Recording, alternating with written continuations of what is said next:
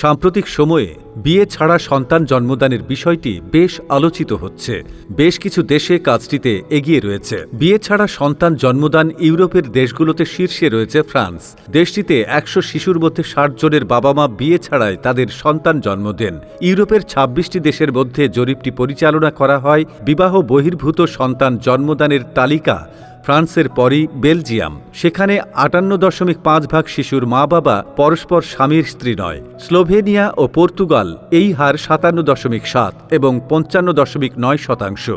Sweden, Denmark, Estonia, নেদারল্যান্ডসেও এই হার ৫০%-এর উপরে। Finland, Hungary জন্ম নেওয়া শিশুদের ক্ষেত্রে এই হার ৪০%-এরও বেশি।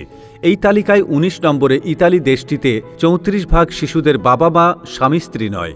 জার্মানিতে এই হার ৩৩%। জরিপ অনুযায়ী ইউরোপের দেশটির অবস্থান ২০ নম্বরে। ইউরোপের আরেক দেশ রোমানিয়ায় এই হার ৩০.৯%। লিথুনিয়া, পোল্যান্ড, রাশিয়া, সাইপ্রাসে জন্মগ্রহণকারী ২০%-এর বেশি শিশু বাবা মা স্বামী স্ত্রী নয়। গ্রিসের হার সবচেয়ে কম, মাত্র ১১.১%। প্রতিবেদনে আরও বলা হয়েছে ২০১৮ সালে ইউরোপে বিবাহ বহির্ভূত সন্তান জন্ম দেওয়ার হার দাঁড়ায় ৪২%। ২০০০ সালে এই হার ছিল ২৫%।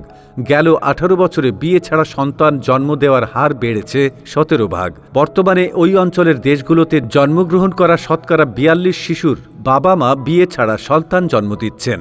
দর্শক, আজ এ পর্যন্তই। তবে দেখা হবে নতুন কোনো তথ্য নিয়ে আগামীতে।